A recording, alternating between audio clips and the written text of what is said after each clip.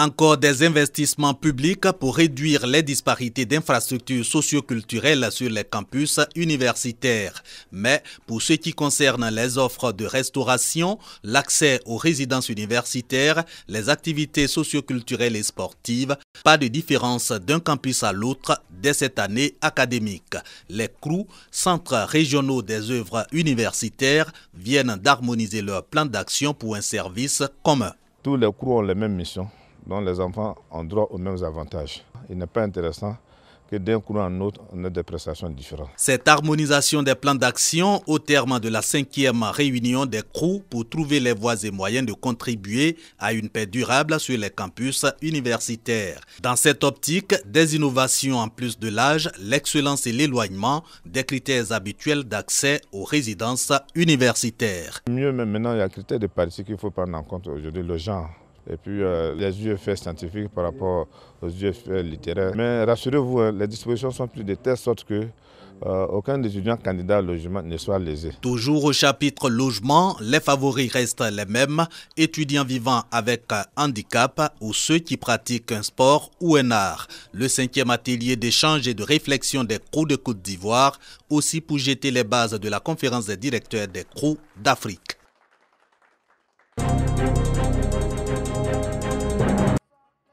Transporteurs et conducteurs routiers face à l'Office de la fluidité des transports et Alliance bordelaise, deux organisations de lutte contre les tracasseries routières. Objectif, évaluation des dernières recommandations contre les entraves à la circulation des personnes et des marchandises au corridor de l'espace CEDEAO.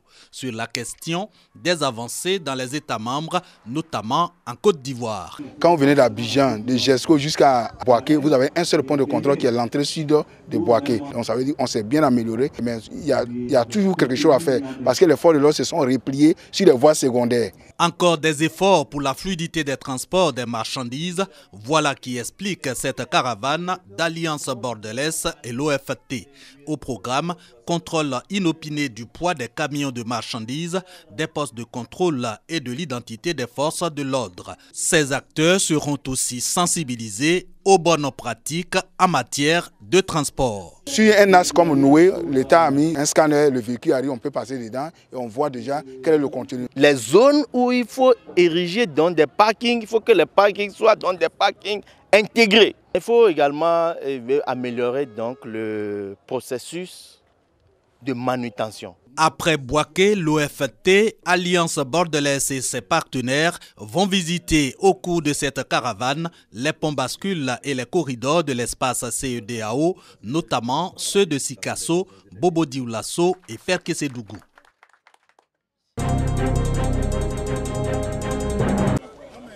Fini le calvaire des populations de Mondougou, village de la région du Bafing. Ces populations parcouraient des dizaines de kilomètres à la recherche d'eau potable en saison sèche. Aujourd'hui, cette situation est devenue un lointain souvenir. Mondougou dispose désormais d'un château d'eau de grande capacité, un ouvrage qui va desservir 11 autres villages environnants. Ce château d'eau a été mis en service par le ministre Mamadou Sanogo, cadre de la région. Le député de Waninou indique aux populations que le château d'eau est l'œuvre du président de la République, engagé dans la lutte contre la pauvreté sur l'ensemble du territoire national. Le village de Madougou était un des villages qui était demeuré en rade, où les populations importantes étaient contraintes d'aller encore à la rivière, et tout le monde peut imaginer le nombre de maladies hydriques qui pouvaient en découler.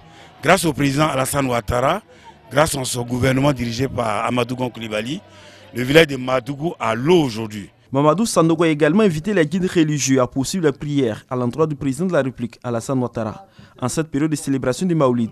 Cette cérémonie d'inauguration du château d'eau a été l'occasion pour la population de la sous-préfecture de Mondougou de rendre hommage au président de la République pour sa politique de développement de la Côte d'Ivoire.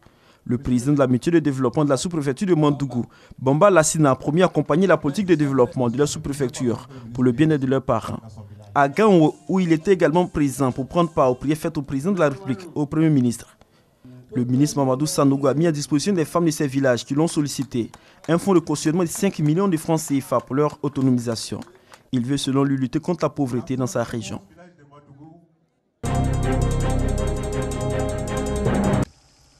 Dans la sous-préfecture de Buyo, il y a un village appelé Loboville. Loboville en évocation du nom d'une rivière affluent du fleuve Sassandra sur lequel est construit le barrage de Buyo. Les populations de ce village ont réussi à s'accorder sur les modalités de leur union autour d'un nom fédérateur qui renseigne sur l'histoire de leur regroupement. Les Blancs nous ont demandé de se retrouver ici pour construire un seul village. Ce sont les 4 villages qui se sont retrouvés ici pour faire un seul village. Mais à qui donner le nom de ces villages? On a trouvé une rivière qu'on appelle Lobo. C'est pour cela que le nom est devenu Lobo. Pour ne pas que ce nom porte le nom d'un seul village, c'est ça nous avons Loboville. À Loboville, les défis du développement sont nombreux. C'est pourquoi les populations appellent de tous leurs vœux à un accès aux infrastructures socio-économiques au nom du progrès auquel elles aspirent. Les femmes du village, à leur niveau, essaient à qui mieux de passer à l'action. Organisées en une association dénommée Diamant, ces femmes de Loboville ont pris un engagement commun, œuvrer pour le développement de leur village et le bien-être des populations. Et pour la réalisation personnelle des femmes du village, l'association Diamant a suscité chez ces femmes la réalisation d'activités génératrices de revenus grâce auxquelles elles devraient arriver à leur autonomisation, après une expérience de tontine réussie. Je voudrais dire à mes sœurs de prendre leur place. Parce que partout, nous nous rendons compte que là où la femme n'est pas présente, on ne sent pas le développement.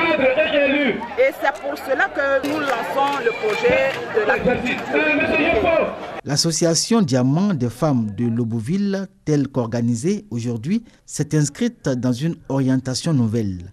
Un accent particulier a été mis sur la nécessité de prendre comme point de départ l'union, la cohésion sociale et la solidarité. À l'initiative de l'association Diamant, Loboville et Ténissiabli, localités de la région de Guémont, ont procédé à un jumelage.